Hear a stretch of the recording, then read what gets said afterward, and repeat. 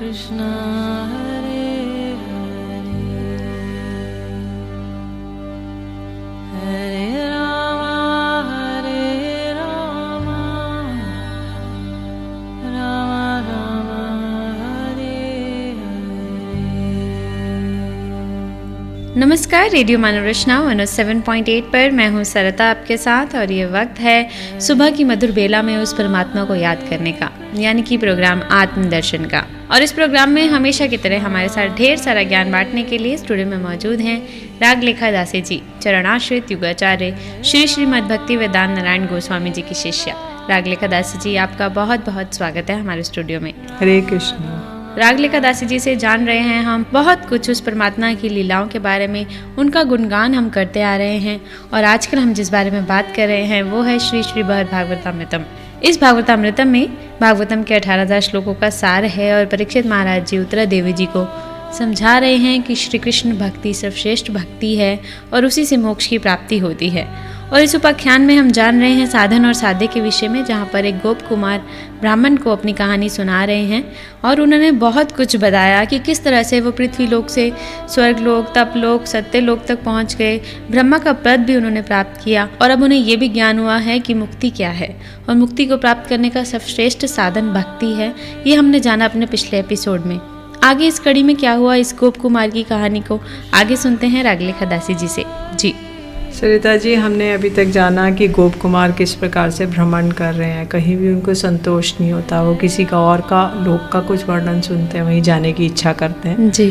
तो अब उन्होंने वहाँ पर ब्रह्मलोक में आए, ब्रह्मा जी के लोक में आए। अब उनको जितने भी वो हैं, साक्षात भगवान ने कहा कि तुम दीर्घ काल से जिस महाफल को प्राप्त करने की वांछा कर रहे हो वो तुम्हें अपने मंत्र के प्रभाव से साक्षात तुम उसको प्राप्त करोगे। और बोले कि तुम उसको अगर विलम्ब नहीं करना चाहते हो तो मथुरा मंडल में ब्रजभूमि में चले जाओ। और गोप कुमार यदि समस्त शास्त्र जिनके प्रति ऐसी भक्ति प्रदर्शन का साक्षात उपदेश दे रहे हैं, किंतु गोप कुमार मनी मन सोच रहे हैं कि मैंने तो उनको पिता के रूप में प्राप्त कर लिया है, तो मैं उनको छोड़ के अन्य किसी स्थान पे क्यों जाऊं। ये तो सब शास्त्र उनको बता रहे हैं कि शास्त्र बोल रहे हैं कि तो आप वहां चले जाओ। तो ऐसी चिंता करते करते वो बहुत उद्विग्न हो गए। तब भगवान ने उनको कृपा पूर्वक आदेश दिया। भगवान ने कहा कि तुम मेरी प्रियतम माथुर ब्रजभूमि में जाओ और मेरी भूमि वह सर्वश्रेष्ठ क्रीड़ा स्थलों द्वारा विभूषित है। वहाँ पे रास क्रीड़ा आदि स्थली हैं। ब्रजभूमि ब्रह्मलोक से भी अत्यधिक श्रेष्ठ है, जो इस भूलोक पे है, जिस पे उन्होंने सारी लीलाएं की हैं। वो हर लोक से श्रेष्ठ है। जी। तो उन्होंने कहा कि ब्रह्मा जी ने भी ब्रजभूमि में तृण रूप में जन्म लेने की प्रार्थना की है और दीर्घ काल बीत गया, इसलिए ब्रजभूमि पहले की भांति सौंदर्यशालिनी नहीं है। जिस प्रकार जब कृष्ण लीला करने आए थे श्री कृष्ण, तो वैसे बहुत सुंदर थी प्रकृति ब्रजभूमि, किंतु अभी वो वैसी नहीं है क्योंकि काल का प्रभाव आ गया, प्रकृति का वो आ गया। तो इसलिए उन्होंने कहा कि तुम मेरे अपने प्रिय गुरुदेव से तुम पुनः मिलोगे और उनकी कृपा से समस्त तत्वों से अवगत होगे। जिन गुरु से उन्हें उस मंत्र का ज्ञान हुआ था। जी। और भगवान ने ये भी कहा कि मेरी कृपा के प्रभाव से तुम इच्छा अनुसार इधर उधर भ्रमण कर सैकड़ों परम आश्चर्य को अनुभव करोगे। भगवान ने कहा, हे पुत्र, कुछ काल के उपरांत ही तुम्हारा मनोरथ पूर्ण होगा और तुम वृंदावन में मेरे साथ अपनी इच्छा अनुसार क्रीड़ा करोगे। गोप कुमार ने कहा, हे ब्राह्मण, इस प्रकार भगवान की आज्ञा अनुसार हर्ष और शोक में आविष्ट होकर मैं उसी क्षण मन की गति से इस मनोहर वृंदावन में आ पहुंचा। गोप कुमार बोले, हे ब्राह्मण, जब मैं ब्रह्मलोक से पृथ्वी पर आकर देखा, पूर्व काल में जो जिस प्रकार था कहीं भी उसका चिन्ह या गंध मात्र भी नहीं है। जैसे उन्होंने पहले देखा था कुछ भी नहीं है, सब कुछ लुप्त हो गया है। अच्छा, जब वो गए थे तब वहाँ पर जो कुछ था वो अब नहीं है, क्योंकि बहुत काल बीत चुका था। हाँ, वो इतने सारे लोगों की सैर करके आए जी। तो वहाँ के जो समय और यहाँ का समय तो एक जैसा नहीं है। वो कई हजारों करोड़ों वर्ष बीत चुके थे। अच्छा। तो अब उन्होंने केवल मथुरा मंडली वनों, पर्वतों, नदियों, चल अचल प्राणियों द्वारा पूर्व की भांति आवृत होकर सुशोभित हो रहा था। सब कुछ आवृत हो गया था। और भगवान की आज्ञा स्मरण कर वह इस वृंदावन में इधर उधर भ्रमण करते हुए एक कुंज में उन्होंने अपने गुरुदेव को प्रेम मूर्छित अवस्था में देखा। अच्छा। तो उन्होंने यत्न पूर्वक उनको स्वस्थ किया, चेतन कराया और उनके चरणों में प्रणाम किया।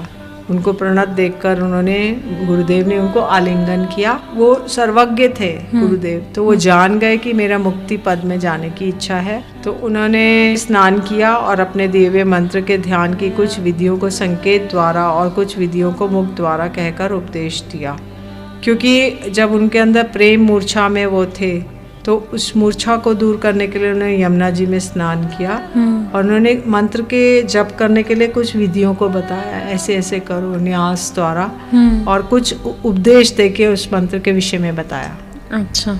उसके बाद गुरुदेव ने कहा, हे वत्स, क्योंकि तुम मेरे अत्यंत प्रिय हो इसलिए मैंने तुम्हें अपना सर्वस्व प्रदान किया है। इसके अलावा जो कुछ भी रहस्य है वह तुम्हें इस मंत्र जप के प्रभाव से स्वयं ही ज्ञात होगा। फिर वे अत्यधिक हर्ष पूर्वक गोप कुमार उनके चरण कमलों में गिर पड़े, किंतु उसी क्षण वे अंतर्ध्यान होने की भांति अलक्षित रूप से कहीं चले गए। गुरुदेव, यद्यपि गुरुदेव के वियोग से उनका मन कातर होने लगा, तथापि उन्होंने यत्न पूर्वक धैर्य धारण करके उनके आदेश अनुसार आदर सहित अपने मंत्र का जप करने लगे। मंत्र जप के प्रभाव से उन्हें ऐसा प्रतीत हुआ कि उनका शरीर पंचभूत से अतीत किसी एक अपार्थिव देह में बदल गया है। फिर सूर्यमंडल को भेद कर ऊर्ध्वलोक में गमन करते करते 14 भुवनों को देखने लगे। तो उन्होंने देखा कि वो ऊपर ऊपर ऊपर ऊपर जा रहे हैं और 14 जो लोक हैं उन सबको पार कर गए। गोप कुमार, अच्छा, गोप कुमार ने देखा कि उनका शरीर किसी एक अपार्थिव, जैसे मटेरियल बॉडी में नहीं है, कोई अपार्थिव देह में बदल गया और वो ऊपर ऊपर ऊपर ऊपर जा रहे हैं। अच्छा। तब उन्होंने देखा कि समस्त लोग बहुत प्रकार के दोषों से युक्त हैं, केवल सुख के आभास से ही भूषित हैं, मायामय हैं और स्वप्न दृश्य वस्तुओं की भांति मिथ्या है। तब उनको पता चला कि जिन लोगों में उन्होंने सैर की थी उन लोगों में बहुत दोष हैं, वो मिथ्या हैं, वो मायामय हैं, और उनको हुआ।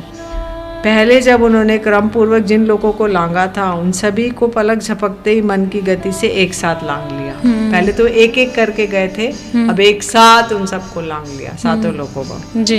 अब गोप कुमार ने उन लोगों को पार किया। उसके बाद ब्रह्मांड के आवरणों में पहुंचे। अच्छा। क्योंकि ब्रह्मांड के 7 आवरण है, पृथ्वी, जल, वायु, अग्नि, आकाश, मन, बुद्धि, अहंकार। तो उन सब आवरणों में, उसमें प्रत्येक आवरण पूर्व आवरण से 10 गुना अधिक था। अच्छा। उन आवरणों में सर्वप्रथम उन्होंने पृथ्वी रूपी आवरण में प्रवेश किया और वहाँ पे वराहदेव प्रभु के दर्शन किए, और उन्होंने उनके प्रत्येक रोमकूप में अनेक ब्रह्मांडों के वैभव घूम रहे थे। उस आवरण की ऐश्वर्य अधिकारिणी धरणी देवी, पृथ्वी देवी ब्रह्मांड दुर्लभ वस्तुओं द्वारा उनका अर्चन कर रही थी। तो उन्होंने पृथ्वी देवी जो थी, सर्वप्रथम उन्होंने पृथ्वी रूपी आवरण में, पृथ्वी, जल, वायु, अग्नि, आकाश, ये आवरण थे। तो उसमें पृथ्वी देवी वराहदेव जी का बड़े सुदुर्लभ वस्तुओं के द्वारा उनका अर्चन कर रही थी। अच्छा। क्योंकि वराहदेव जी अपने दांतों पे रख के पृथ्वी देवी को लेकर आए थे, तो वराहदेव उनके पति हैं। अच्छा, पृथ्वी जी के। जी। जैसे मिट्टी घड़े का उपादान कारण है, उसी प्रकार कारण रूपा पृथ्वी के आवरण ही इस दृश्यमान जगत के उपादान कारण है। अतएव कारण में कार्य का दर्शन होने के कारण पृथ्वी में ही ब्रह्मांड के समस्त सुखों की स्फूर्ति होती है। धरणी देवी ने भगवान की पूजा समाप्त करते ही उन्होंने गोप कुमार का आतिथ्य सत्कार किया और उन्हें कुछ दिन वहाँ भोग सुख में वास करने की प्रार्थना की। तो देवी ने वराहदेव जी का अर्चन किया। उसके बाद गोप कुमार को देखा तो बोले, गोप कुमार आप कुछ दिन यहाँ वास कीजिए, हमारा आतिथ्य स्वीकार कीजिए। तो उनकी वहाँ वास करने की अभिलाषा नहीं थी गोप कुमार की, इसलिए उन्होंने अनुनय पूर्वक धरणी देवी से जाने की प्रार्थना की। उनकी अनुमति ग्रहण करके पृथ्वी के आवरण को उल्लंघन किया। यदि कोई कहे कि परम वैष्णवी की प्रार्थना किए जाने पर वह किस लिए वहाँ कुछ दिनों वास नहीं किया, तो कहते हैं किसी आकर्षण द्वारा आकर्षित होकर उन्होंने अति शीघ्र अन्य आवरणों को उल्लंघन किया। जो अन्य उल्लंघन थे, पृथ्वी, जल, वायु, अग्नि, आकाश, सब आवरण।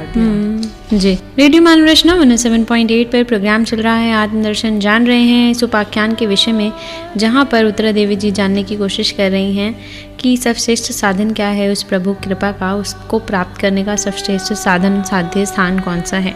गोप कुमार की कहानी और बहुत ही इंटरेस्टिंग होती जा रही है। वृंदावन में वापस आने के बाद उन्हें दोबारा उन्हीं गुरु से भेंट हुई जिन्होंने वो मंत्र प्रदान किया था, और उन गुरु ने उन्हें कुछ ऐसी विधियां बताई जिसके कारण वह स्वतः ही सारे आवरणों को, पृथ्वी, जल, वायु, अग्नि, सभी आवरण जो पार करने वाले हैं वहाँ पहुँच गए। और अब वो पहुँचे हुए हैं पृथ्वी आवरण के पास। पृथ्वी देवी ने उनसे अनुग्रह किया कि वो वहाँ पर कुछ समय के लिए रुकें, लेकिन बाकी आवरण उन्हें अपनी ओर शायद आकर्षित कर रहे थे, तो वो वहाँ पर बिल्कुल नहीं रुके।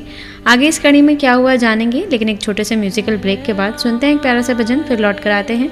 आप जुड़े रहिए रेडियो मानव रचना 107.8 FM के साथ प्रोग्राम आत्मदर्शन में। Feel good, feel live.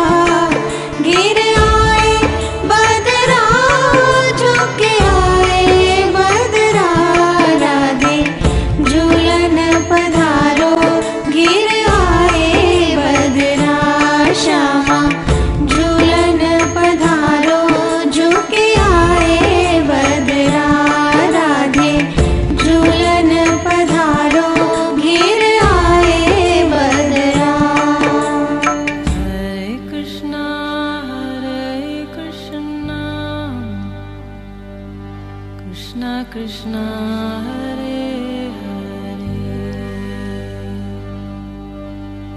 Hare Hare Rama Rama Rama Hare Hare। स्वागत है आप सभी का एक बार फिर रेडियो मानव रचना 107.8 पर। मैं हूं सरिता, आपके साथ प्रोग्राम चल रहा है आत्मदर्शन, जहां हम दर्शन कर रहे हैं उस प्रभु परमात्मा के गोप कुमार की कहानी, जिससे हम जान रहे हैं कि सर्वश्रेष्ठ पात्र जो है कृपा का, श्री कृष्ण की कृपा का सर्वश्रेष्ठ पात्र हम जान चुके हैं कि वो वृंदावन में रहने वाली गोप गोपियाँ ही हैं, राधिका देवी जी हैं। और अब उनकी कृपा प्राप्त करने का सर्वश्रेष्ठ स्थान की खोज की जा रही है, साधन और साध्य की खोज की जा रही है। गोप कुमार जो है वो पृथ्वी आवरण से होते हुए आगे कहाँ जा रहे हैं, जानते हैं रागलिखा दासी जी से। जी, गोप कुमार अब सारे पूर्व की भांति समस्त आवरणों को क्रमशः लांघने के बाद अंत में एक महातेजोमय प्रकृति रूप आवरण में पहुंचे। पृथ्वी, जल, वायु, अग्नि, आकाश और एक प्रकृति लास्ट में है आवरण। तो वहाँ पर पहुंचे और उन्होंने एक घनघोर शाम कांति ने उनके नेत्रों और मन को हरण कर लिया। अच्छा। उस आवरण को अपने इष्ट देव के वर्ण के समान देखकर वे अत्यंत प्रसन्न हुए और उन्होंने आगे जाने के लिए उत्सुक नहीं हुए। उस आवरण में प्रकृति देवी वहाँ विराजित श्री मोहिनी मूर्तिधारी अपने ईश्वर को पूजा समाप्त कर मनोहर वेश में उनके सामने उपस्थित हुई। प्रकृति देवी ने भी धरणी देवी की भांति अणिमा सिद्धि रूप उनके समक्ष लाकर वहाँ रहने के लिए अनुरोध किया। अच्छा। गोप कुमार ने कहा कि मैंने उन प्रकृति द्वारा प्रस्तुत अणिमा सिद्धि आदि वचनों को अंगीकार न कर केवल विष्णु शक्ति जानकर उनको नमस्कार किया और उनके आवरण के मनोहर वर्ण को देखने के लिए वहाँ इधर उधर भ्रमण करने लगा। अच्छा, तो वहाँ प्रकृति में भी उनके दर्शन हो रहे हैं प्रभु के। हाँ, वो देखने लगे कि कहाँ है ये विष्णु शक्ति हैं और मेरे प्रभु कहाँ है। उसके बाद उन्होंने ईश्वर की इच्छा से उस दूर अतिक्रम, जिसको लांघना अति कठिन है, घन तम को पार किया। तो वहाँ पे उन्होंने देखा एक बहुत तम मतलब अंधकारमय स्थान था। तो उन्होंने उस घने अंधकार को उल्लंघन किया और उसके बाद उन्होंने प्रचंड तेज पुंज को देखा। तो भय से अस्थिर होकर उन्होंने दोनों नेत्रों को बंद कर लिया। पहले खूब घना अंधकार था, फिर खूब घना प्रकाश था, तो एकदम भयभीत हो गए। इतना तेज देखकर ना अपनी आंखों को बंद कर लिया। जी। उन्होंने परम भक्ति के साथ उस आवरण को पार किया और जैसे ही यत्नपूर्वक अपनी दृष्टि को आगे फैलाया, उन्होंने करोड़ों सूर्य के समान प्रकाशमान परमेश्वर के दर्शन किए। अच्छा। परमेश्वर करोड़ों सूर्य के समान प्रकाशयुक्त होने पर भी मानव नयन का आनंद विवर्धनकारी थे। उनके विचित्र विचित्र मधुर मधुर आभूषणों से भांति भांति अलंकृत थे, सत्पुरुषों के समान लक्षणों से युक्त थे और अत्यंत अद्भुत पर ब्रह्म स्वरूप में स्फुरित हो रहे थे। उन्होंने परमेश्वर का दर्शन कर अत्यधिक गौरव, भय और हर्ष से विवल हो गए। उसी समय उन्होंने किसी प्रकार से अपने कर्तव्य का निश्चय नहीं कर पाए। तो परमेश्वर के दर्शन करके एकदम आनंदित हो गए उनको इतना, लेकिन भय भी लग रहा था, विवल भी हो रहे थे हर्ष से।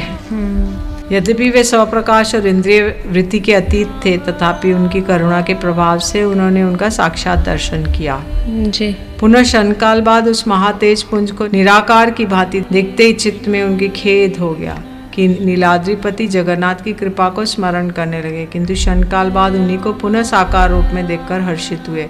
तो कभी तो वो तेज रूप में आते थे, कभी वो भगवान के रूप में आते थे, फिर तेज रूप में आते थे, तो इस तरह से हो रहा था। जी। परमेश्वर की अनुकंपा से कभी कभी उस तेज पुंज में लीन होते होते किसी प्रकार बच जाते, अर्थात उन परमेश्वर के चरण कमलों की नखमणि की किरण छटा उन्हें स्पर्श कर उस विपदा से उनकी रक्षा करती।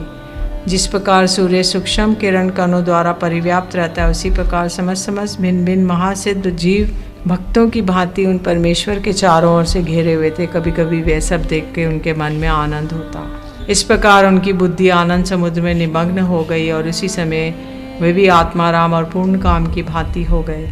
उस समय उन्होंने मन ही मन युक्ति तर्क द्वारा विचार कर स्थित किया कि यही परम पद और चरम सीमा प्राप्त परम फल है।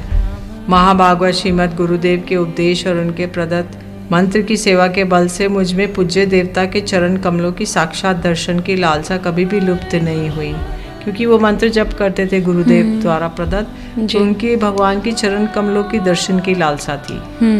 तो वो इस पुंज से प्रभावित नहीं हुए। अच्छा। उस तेजोमय पुरुष ने बहुत समय तक अवलोकन करने के फलस्वरूप मुझ में इष्टदेव मदन गोपाल के साक्षात दर्शन करने का लोभ और भी वर्धित हो गया और वे बलपूर्वक उनके स्मृति पथ पर आने लगे। अब वो खाली तेज देख के संतुष्ट नहीं हो रहे थे, क्योंकि वो ब्रह्म ज्योति थी। भगवान के अंग कांति, जो भगवान के शरीर से एक तेज निकलता है, उसको देख रहे थे। सिर्फ वो प्रकाश था, केवल पूर्ण भगवान नहीं थे। तो उनके अंदर इच्छा हुई कि मेरे को अभी अपने मदन गोपाल के दर्शन करने, चरण कमल के जी। इसलिए मुक्ति पद के अधिष्ठात्री परमेश्वर को साकार रूप में दर्शन करने पर भी वे पहले की भांति हर्षित नहीं हो पाते थे, अपितु उनमें लीन हो जाऊं ऐसी आशंका से भी सर्वदा उद्विग्न होते। अब उनको ये भय लगा कि मैं इस ज्योति में लीन ना हो जाऊं, तो लीन नहीं होना चाहते थे जी। तो अब वो सोचने लगे कब मैं ब्रजभूमि में जाकर अपने अभीष्ट साधन करूंगा। इस प्रकार से मन में विचार करते करते उन्होंने अद्भुत गीत वाद्य की ध्वनि सुनी। उस ध्वनि को सुनकर वे आनंदित हो गए और फिर से देखा कि बैल पर विराजित होकर समस्त प्रकार से विलक्षण कोई पुरुष ऊर्ध्व देश से वहाँ पे अवतरण कर रहे हैं। तो उन्होंने देखा उस स्थान में, मतलब वो मुक्ति जो लोक था, वहाँ पे कोई एक बैल पर एक कोई पुरुष आ रहे हैं, शिव जी कोई ऊपर के लोग से, जो सदाशिव लोग से वहाँ पर आ रहे हैं। अच्छा। तो उन्होंने वो देखा जी। रेडियो मानव रचना 107.8 पर मैं हूँ सरिता, आपके साथ प्रोग्राम चल रहा है आत्मदर्शन। बात कर रहे हैं श्री श्रीमद् भागवतामृतम के उपाख्यान साधन और साध्य के बारे में जानने की कोशिश कर रहे हैं। उत्तरा देवी जी को क्या अपने प्रश्नों का उत्तर मिल जाएगा, ये हम जान रहे हैं इस गोप कुमार की कहानी में। अब इस गोप कुमार को दर्शन तो हुए उस परमात्मा के, लेकिन एक प्रकाश पुंज के रूप में बहुत ही आकर्षक जो है, बहुत ही तेज कांति उन्हें दिखाई दी, जहाँ पर वो प्रभु की कांति थी।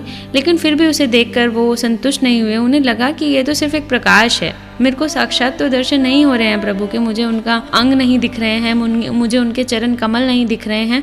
तो उनका मन बहुत विचलित हो गया कि ये प्रकाश है कि क्या है। अब उनके प्रश्नों का उत्तर कौन उन्हें देता है। अब उन्हें एक दिखाई दिए हैं कोई बैल पर आता हुआ। अब ये कौन है, कौन इन्हें पूरी तरह से उस परमात्मा के दर्शन कराएगा, किस तरह से वो अपने मन के सारे प्रश्नों का उत्तर जान पाएंगे, ये सब हम जानेंगे लेकिन अपने अगले एपिसोड में रागलेखा दासी जी से। लेकिन अभी वक्त हो चला है हमारे यहाँ से जाने का। रागलेखा दासी जी, आपका धन्यवाद कहना चाहूँगी हमारे स्टूडियो में आने के लिए, और इतना ज्ञान जो आप हमारे साथ बांट रही हैं इसके लिए बहुत बहुत शुक्रिया। हरे कृष्ण। अगले एपिसोड में फिर आपसे मुलाकात होगी, जारी रखेंगे गोप कुमार की इस कहानी को, लेकिन अपने अगले एपिसोड में। अभी के लिए मुझे दीजिए इजाज़त और सुनते रहिए रेडियो मानव रचना 107.8 FM पर आने वाले और भी प्रोग्राम्स को। Feel good, feel live.